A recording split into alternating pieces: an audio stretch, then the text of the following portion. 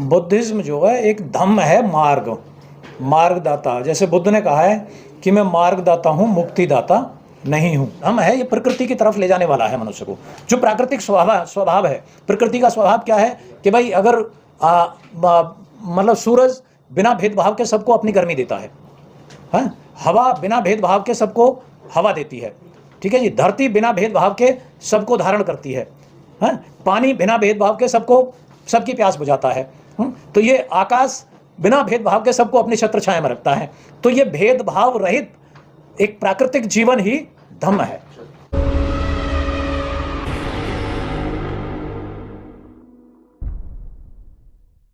ऐसा क्यों? ये पहला सवाल है आपके लिए।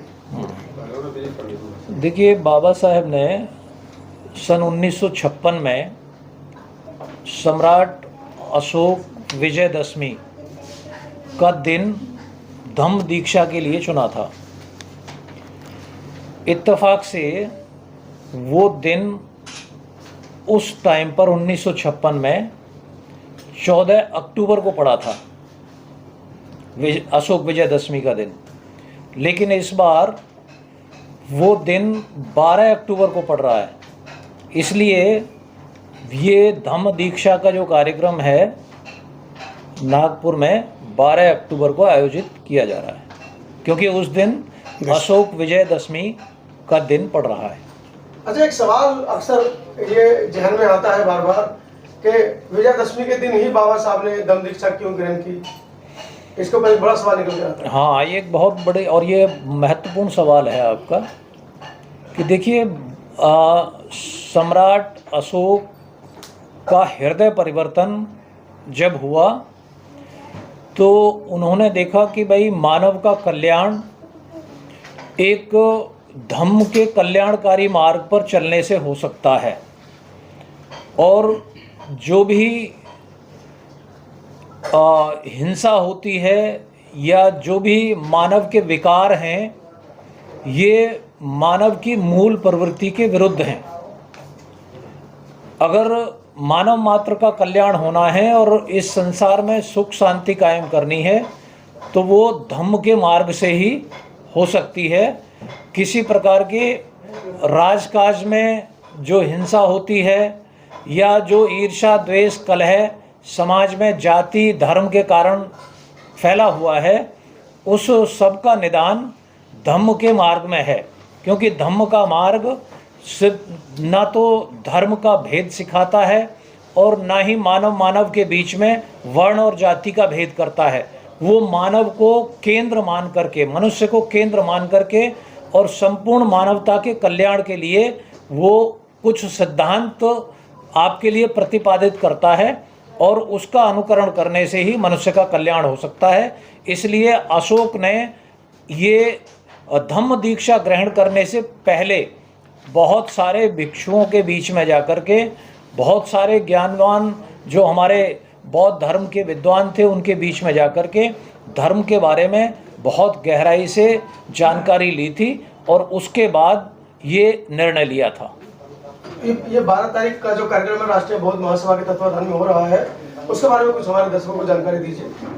देखिए, राष्ट्रीय बौद्ध महासभा, भारतीय बौद्ध महासभा या बुद्धिस्ट सोसाइटी ऑफ इंडिया, आप इनको अलग अलग परिभाषित ना करें, सभी बौद्ध महासभा हैं। बस ये है कि पहल इनमें से कोई भी करेगा, चाहे वो राष्ट्रीय बौद्ध महासभा पहल कर रही है तो बौद्ध महासभा के सभी जितने भी घटक हैं वो सब इस कार्यक्रम में अपनी पूरी शिरकत करेंगे। पूरे देश से लोग आएंगे और ये पूरे बौद्ध धर्म के अनुयायी, बाबा साहब अम्बेडकर के अनुयायियों का कार्यक्रम है ये। अच्छा, बाबा साहब ने पूरे देश में काम किया, पूरे देश में जन जागृति फैलाई, तो बौद्ध धम्म दीक्षा बाबा साहब ने नागपुर में ही क्यों ली? ये भी एक विषय है चर्चा का। एक्चुअली आपको मालूम है कि नागपुर क्यों पड़ा है? वो नागपुर जो है नागवंशियों की राजधानी थी। और नागवंशी कौन थे? देश के मूल निवासी जो प्राकृतिक जीवन में विश्वास रखते थे, जो प्रकृति पूजा में विश्वास करते थे और जो प्रकृति के समीप रहते थे, प्रकृति के समीप होना ही या प्रकृति में समाहित होना ही बुद्धत्व है। जैसे बुद्ध को प्रकृति स्वरूपा कहते हैं, जो प्रकृति के साथ 100% तालमेल बिठा लेता है वो बुद्धिज्म की तरफ अग्रसर होता है। तो नागपुर जो नागवंशियों की राजधानी थी और वहाँ पर मानव कल्याण के लिए वो काम होता था बिना किसी भेदभाव के, क्योंकि मूल निवासियों में कोई जाति और वर्ण का भेद नहीं था और ना ही किसी प्रकार के धर्म संप्रदाय का भेद था। वो सिर्फ प्रकृति में विश्वास करते थे और प्रकृति उनके लिए सबसे बड़ा धर्म था, इसलिए नागपुर को चुना गया है। क्या कोई साथी और कुछ कार्यक्रम के बारे में बताएंगे? आचार्य जी बताएंगे हमारे, जी सिद्धांत जी सर। कार्यक्रम किस तरह का है पूरे देश से, जैसे कि 30 राज्यों से वहाँ लोग पहुँच रहे हैं, क्या क्या व्यवस्थाएं हैं, किस किस तरीके से वहाँ पर कार्यक्रम होगा? देखिए, ये कार्यक्रम बहुत बड़े स्केल का है। इसमें अखिल भारतीय कार्यक्रम है ये, और 30 राज्यों से और 5 केंद्र शासित प्रदेशों से लोग वहाँ पर आएंगे और सभी वो लोग आएंगे कि जो इस देश की जो जिसको कहते हैं वर्ण और जाति के आधार पर विभाजनकारी समाज व्यवस्था है, उस व्यवस्था को त्याग करके और इस देश में समतामूलक समाज निर्माण के लिए जो लोग काम कर रहे हैं और जिनकी दिली इच्छा है, जो इस देश में लोकतांत्रिक और संवैधानिक व्यवस्था में विश्वास रखते हैं, ऐसे सभी लोग पूरे देश के कोने कोने से वहाँ पर आयोजित आएंगे और ये बहुत बड़ा कार्यक्रम होगा। और वहाँ पर लोगों के ठहरने की व्यवस्था है, खान पीन की व्यवस्था है, और वहाँ पर एक बहुत बड़ा सम्राट अशोक के जीवन काल पर एक बहुत बड़ा नाटक का मंचन भी किया जाएगा। धम्म दीक्षा का जो कार्यक्रम होगा वो पूज्य भदंत महास्थिवर ज्ञानेश्वर जी कुशीनगर देंगे। जो धम्म दीक्षा देंगे वो ये हमारे पूज्य भदंत महास्थिवर ज्ञानेश्वर जी कुशीनगर वाले देंगे। देश के सबसे वृद्ध और अनुभवी हमारे बनते हैं वहाँ पे, तो वो देंगे। और इस समारोह की जो अध्यक्षता होगी वो पूज्य भदंत महास्थिवर नागार्जुन सरई सुसई, जो जापान के बहुत प्रतिष्ठित और विश्वविख्यात बुद्धिस्ट मॉन्क हैं, वो इसकी अध्यक्षता करेंगे। और इस कार्यक्रम में जो महती भूमिका अदा कर रहे हैं और जिनके नेतृत्व में ये कार्यक्रम आयोजित किया जा रहा है वो श्रद्धेय धर्म प्रकाश भारतीय बौद्ध जी, जो संस्थापक हैं राष्ट्रीय बौद्ध महासभा के और पूर्व में वो विधायक रह चुके हैं, वो इस कार्यक्रम की अध्यक्षता करेंगे, जिन्होंने प्रत्येक प्रांत में जाकर के लोगों को जगाया है और अपने धम्म की तरफ लोगों को आने के लिए प्रेरित किया है। और भारत में उन्होंने अपना राजनीति से त्यागपत्र दे करके इस धम्म के कारवां को आगे बढ़ाने का उन्होंने संकल्प लिया है। वो इस कार्यक्रम की अध्यक्षता करेंगे। और इस अवसर पर हमारे भंते धम्म सारथी, भंते सत्यानंद एवं भिक्षु संघ धम्म देशना देंगे। भिक्षु संघ रहेगा वहाँ पूरा, जो धम्म देशना देगा। उसके बाद आंदोलन किया था और सरकार पर दबाव बनाया था और सरकार जनमत के सामने झुकी है और उसका निराकरण हो चुका है। तरफ से प्रेस रिलीज कर रहे हैं आपको, और इसमें जो वहाँ का जो प्रोग्राम है नागपुर का सारा प्रोग्राम इसमें है। ठीक है, हमारे सिद्धांत गौतम जो दिल्ली प्रदेश के आचार्य हैं, उन्होंने आपके सब का सारे क्वेश्चनों के जवाब दे दिए और आपको थोड़े ब्रीफ में थोड़ा समझाने का काम भी आचार्य जी करेंगे और रिलीज़ हमने आपको दे ही दी है। और कोई और क्वेश्चन हो दिल्ली यूनिट से तो आप पूछ सकते हैं। सर, कई लाख लोग हर साल नागपुर जाते हैं और मुझे लगता है इस बार, क्योंकि वर्तमान में जिस तरीके से सरकारें और जो इस बहुजन समाज के ऊपर जो आदि जैसा समाज कहा जाता है उसके ऊपर जिस तरीके से जो उनके अंदर रोष है उसको लेकर बाबा साहब डॉक्टर अम्बेडकर के प्रति उनकी सहानुभूतियाँ और बढ़ी हैं। तो लगता है कि इस बार डबल ट्रिपल भीड़ वहाँ पर हो सकती है। बिल्कुल बाबा हो। साहब के अनुयायी वहाँ पर हो सकते हैं, क्योंकि पिछले 10-15 ये कोई एक प्रदेश का नहीं है कि हम दिल्ली प्रदेश वाले ही कर रहे हैं। जी जी जो नागपुर में जो वहाँ की संस्था जो पूरा देखती है पूरे देश को और पूरे सब विदेशों से आने वालों को, कार्य उनका है। हम जितने भी प्रदेश हैं, हमारे 28 प्रदेशों में राष्ट्रीय बौद्ध महासभा का पूरी यूनिट्स हैं और वो भी अपना अपना कार्य वहाँ जाके करेंगे। हमारे जो संस्थापक अध्यक्ष है धर्म प्रकाश भारती जी, वो इस बारे में पूरा ध्यान रखे हुए हैं। जो 12 तारीख को दीक्षा का प्रोग्राम है वो हमारा 9 बजे से 11 बजे तक का है और वो पूरा दक्षता में उनके में हो रहा है वो, और उसमें मुख्य वक्ता और आचार्य जी वगैरह सारे हैं, सब अपने अपने उससे सारा अपना सहयोग दे रहे हैं। और जो दूसरे प्रदेशों से जो लोग आ रहे हैं उनके उसमें भी जो हमारे प्रभारी और अध्यक्ष हैं वो भी इसी कार्य में लगे हुए हैं। और जो आपने कहा कि भाई जो बाबा साहब के उसमें बढ़ावा जो किस तरह से हो रहा है, हम अपनी बताएंगे कि हम दिल्ली प्रदेश में अपने सामाजिक, जहाँ समाज की गलियाँ, समाज की बस्तियाँ हैं, समाज के लोग हैं या समाज के जो सरकारी लोग हैं, हम उनके बीच में जाते हैं। हमारे सब लोग अपने अपने तरीके से जा रहे हैं और हम उसी तरह से उनसे बात करते हैं। तो वो हम जहाँ जाते हैं हम एक चीज़ पूछते हैं, वो हमें 4 बात बताते हैं। तो इसका मतलब ये है कि हमारा जो समाज का बाबा साहब के प्रति या भगवान गौतम बुद्ध के प्रति बढ़ावा और बहुत अच्छी तरह से आगे बढ़ने का काम कर रहे हैं। सर, एक आरोप लगता है आप लोगों पे कि आप लोग हिंदू धर्म को कमजोर कर रहे हैं। ऐसा कुछ नहीं है। धर्म परिवर्तन करवा नहीं, ऐसा कुछ नहीं है। हमारा कोई भी जैसा कोई आरोप लगाने वाला है, आप उनसे किसी से एक स्थान का, एक जगह का, एक किसी हमारे कार्यकर्ता का आप नाम बताएं, जगह का नाम बताएं कि हमने वहाँ धर्म परिवर्तन के लिए कावर क्या किया। इस्तीफा देना पड़ गया इस पूरे मामले में। किसमें? इसी में बहुत दीक्षा दिलाने को लेकर। देखिए, वो एक पार्टी का मामला है, मंत्री थे और वो भी काम धम्म दीक्षा के लिए कर रहे थे, लेकिन लोगों में भ्रम फैलाया गया कि उन्होंने देवी देवताओं को गालियां दी, लेकिन ऐसा कुछ नहीं है। एक भी मुंह से उनके से गाली आज तक नहीं निकली। मैंने उनके साथ कम से कम 8 साल काम किया है। मैंने उनके उसमें अच्छा काम किया है, हमने सबने मिलके और समाज के लिए किया है। लेकिन जिन्होंने ये जो बात भ्रम फैलाया है, ये गलत तरीके से फैलाया गया और उसी के तहत बीजेपी ने जो पार्टी हर उसमें हमारे समाज के लिए गलत संदेश देती है, उसी के तहत ये मंत्री को इस्तीफा देने के लिए बाध्य करवाया गया। 22 प्रतिज्ञाओं को लेकर भी सवाल खड़े होते हैं ना सर। देखिए, 22 प्रतिज्ञा तो उसी दिन प्रदेशों में दूसरी जगह भी हो रही थी, तो उनको क्यों नहीं उसने सेंटर ने किया? उनको क्यों नहीं छुआ सेंटर ने? क्या एक राजेंद्रपाल गौतम को ही छुआ जो सामाजिक उस पर काम कर रहे थे? उन्होंने कोई ऐसा काम नहीं किया।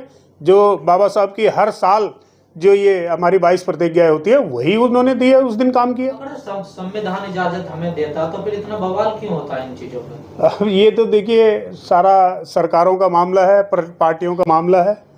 पार्टीबाजी होती है तो बीजेपी आपको देख रहे हैं हर जगह धर्म के उसमें आड़ में लेके ये काम करती है। ये जो इस बार नागपुर में जो आप लोग प्रोग्राम कर रहे हैं, इसका बड़ा प्रचार हो रहा है पिछले कई महीनों से। तो इस बार इतना प्रचार क्यों, इतना बढ़ चढ़ के क्यों किया जा रहा है? नहीं, हर जगह आप ये मत समझिए कि इसी बार बढ़ चढ़ के हो रहा है। ये हर साल बढ़ चढ़ के होता है।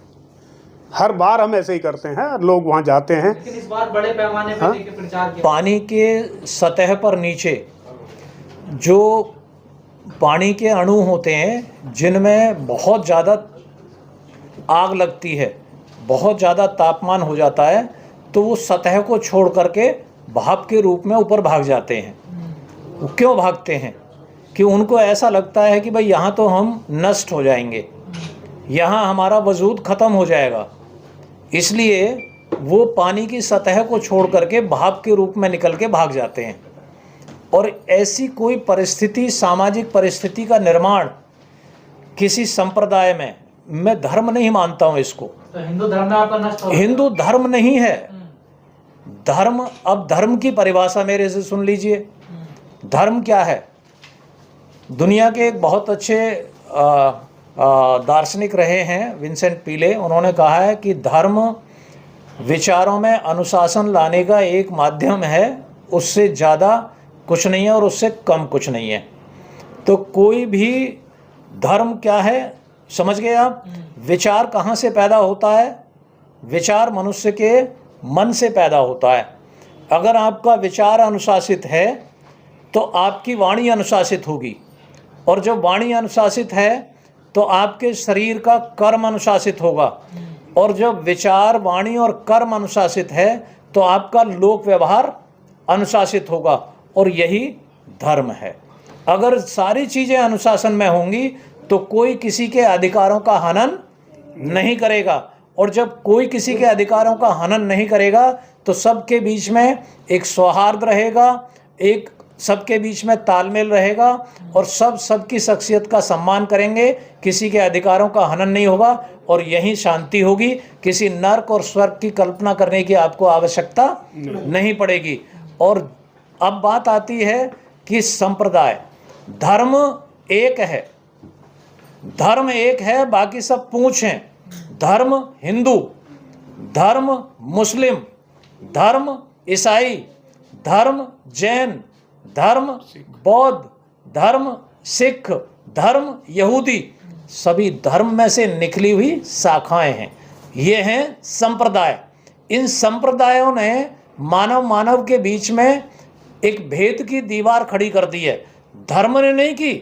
धर्म शाश्वत है, सत्य है, धर्म सनातन है, धर्म सदैव जैसा था प्राकृतिक तौर पर धर्म था, है और रहेगा। लेकिन संप्रदायों ने मनुष्य के बीच में भेद भाव की जो खाई पैदा करती है, उससे एक प्रतिस्पर्धा, एक प्रतिकार, एक प्रतिशोध की भावना लोगों के अंदर पैदा हो रही है, और इससे मनुष्य इससे आतंकित होकर के पलायन करता है।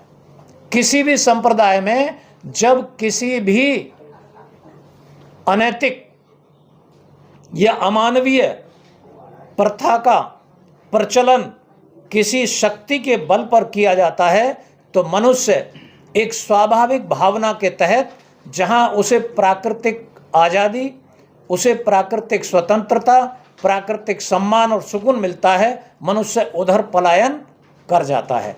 तो जिसको आप परिवर्तन कह रहे हैं वो पलायन है, वो परिवर्तन नहीं है। परिभाषित करने की जरूरत है सही तरीके से। अब इसको और गहराई से समझ लीजिए। मैं इस विषय में कई बार इस बात को कह चुका हूं कि अगर आप में इतना ही सौहार्द होता, आप में इतना ही धारण करने की धैर्य होता, और आप इतने कल्याणकारी होते, तो आपके बीच से यहाँ के सिख निकल के नहीं जाते। मूलतः हिंदू हैं वो, जिनको हिंदू कहते हैं, सिख निकल के नहीं जाते। इस देश के 100% ईसाई आपको छोड़ करके नहीं जाते। 100% यहाँ के मुसलमान, बाहर वाले मुसलमान नहीं है ये सब पलायन करने वाले लोग हैं। और जिनको बुद्धिस्ट कह रहे हैं वो भी 100% हिंदू थे, वो पलायन करने वाले लोग हैं। जिनको जैन कह रहे हैं वो भी पलायन करने वाले लोग हैं। आर्य समाजी एक नया संप्रदाय खड़ा हो गया है, वो भी पलायन करने वाले लोग हैं। इसका मतलब यह है कि आपके अंदर आकर्षण नहीं है, प्रतिकर्षण है, इसलिए लोग पलायन कर रहे हैं। और इसको परिवर्तन कहना ये अनैतिक है। एक सवाल आखिरी लेते हैं, सुरेश जी आप थोड़ा सा बताएं। ये कहा गया राजेंद्रपाल गौतम और तमाम जो आपसे पूर्व में जो लोग रहे हैं कि ये धर्म परिवर्तन नहीं है, घर वापसी है एक तरीके से। और अब आप कह रहे हैं कि जो बुद्धिस्ट है वो पहले हिंदू थे, तो बड़ा विवादित है ये। फिर अगर हिंदू थे तो फिर कैसे? आप सभी का स्वागत है पहले। और मेरे पूर्व विद्वान वक्ताओं ने बहुत सारी बहुत मूल्यवान बातें की हैं, और हमारे भाई नागपाल जी ने जो सवाल किया वो बहुत महत्वपूर्ण है कि बुद्धिज़्म पहले था या हिंदुज़्म पहले था। ये सवाल बहुत सालों से चल रहा है। हम कल्पना करें कि जब ना बुद्धिज़्म था ना हिंदुज़्म था, उससे पहले क्या था? क्या उससे पहले भी तो हम लोग रहे होंगे ना। तो बुद्धिज़्म ये कहता है कि हम लोग प्राकृतिक तौर पर चीज़ों को मानते थे, तब भी मानते थे और आज भी मानते हैं। आपने जो आदरणीय सिद्धांत गौतम जी ने जो बार बार धर्म की बात की है, मैं उसे थोड़ा सा मेरी जो समझ है उससे थोड़ा सा इसको करेक्ट करने की कोशिश करूँगा। धर्म जो है वो कर्म कांड की तरफ आपको ले जाता है, और जो धम्म है, धम्म आपको जीवन दर्शन है, धम्म से ही आप जीते हैं। जैसे कल्पना कीजिए कि हम लोग ट्रेन में बहुत सारे लोग जा रहे हैं, अगर आपको ट्रेन में बैठे हुए लोगों के बारे में, उनके पहनावे के बारे में, उनके हाव भाव के बारे में पता नहीं है तो आपको सबको वो इंसान लगेंगे। लेकिन जैसे ही आप पहनावा देखेंगे उनका, उनके बाहरी जो आवरण है उन्हें देखेंगे, तो आप वो धर्म की परिकल्पना से अपने आप को जोड़ने की कोशिश करेंगे। तो ये जो सवाल आपने किया, बहुत विद्वान साथी ये भी बोलते हैं कि बुद्धिज़्म से भी पहले हमारी जो मोहनजोदड़ो और हड़प्पा की जो सभ्यता थी उसने हमें जीवन जीना सिखाया, और वो पूरी दुनिया की लगभग जो 10 सभ्यताएं हैं, उस 10 सभ्यताओं में से एक बहुत महत्वपूर्ण सभ्यता है मोहनजोदड़ो और हड़प्पा की सभ्यता। कुछ साथी, कुछ विद्वान साथी इस बात का भी दावा करते हैं कि वो जो सभ्यता थी वो मूल रूप से बौद्धों की सभ्यता थी। और अब जो नए नए अनुसंधान आ रहे हैं, इससे बात ये सिद्ध हो रही है कि कौन पहले था कौन बाद में था। अब जैसे हमारे बहुत सारे साथी एक बात बोलते हैं कि हिंदू तो अपने आप में कोई धर्म ही नहीं है, यहाँ तक कि माननीय सुप्रीम कोर्ट ने भी ये बात स्वीकार किया है कि हिंदू अपने आप में कोई धर्म नहीं है। कुछ उसको हिंदू बोलते हैं, कुछ लोग उसको हिंदुत्व बोलते हैं, वो अलग अलग तरह की चीज़ें हैं। लेकिन और अगर आप पीछे की तरफ जाएंगे तो जैसे हम ब्राह्मण धर्म की बात करते हैं या जिसे हम ब्राह्मणवाद बोलते हैं, जब ऐतिहासिक संदर्भों में जाएंगे, उसके अनुसंधान में जाएंगे तो पता चलेगा कि ब्राह्मणवाद मूल रूप से धर्म था। ब्राह्मणों का धर्म, उसका नाम था ब्राह्मणवाद।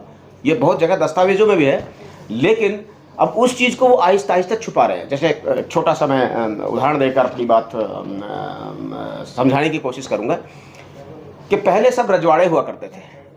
उससे पहले रजवाड़े थे, रजवाड़े से के बाद पूरे देश को जो एक केंद्रीय सत्ता के तौर पर इकट्ठा किया तो ब्रिटिश थे, और ब्रिटिश भी एक बड़े स्तर पर आप कह सकते हैं तो वो भी एक रजवाड़ा ही था, क्योंकि उसका केवल भारत में ही नहीं बल्कि पूरी दुनिया में उसका शासन था। सभी लोग कहते हैं कि भाई एक ज़माने में सूरज छिपता नहीं था उनके राज्य में, तो वो एक बड़ा रजवाड़ा था। अब जैसे ही भारत में लोकतंत्र आया तो बहुत सारी उन शक्तियों ने जो ये जानते हैं कि लोकतंत्र में जनता का शासन होता है, उन्होंने ये बात फैलानी शुरू की कि हम लोग ब्राह्मण नहीं है, या हम लोग क्षत्रिय नहीं है, या हम वैश्य नहीं है, शूद्र नहीं है, हम उस वर्ण व्यवस्था के पायेदार नहीं है, हम हिंदू हैं। और जब उन्होंने हिंदू की बात की तो स्थितियाँ और ज़्यादा लोगों के सामने आए। आज जो आप पूरा जो आज का मंजर आप देख रहे हैं उसमें घरों से कहते हैं कि हम हिंदू हैं, हाँ, लेकिन अगर हम लोग पीछे की तरफ जाएंगे तो हम सब लोग इस देश में पूरे भारतीय थे, आज भी भारतीय और आगे भी भारतीय रहेंगे, ऐसी उम्मीद है।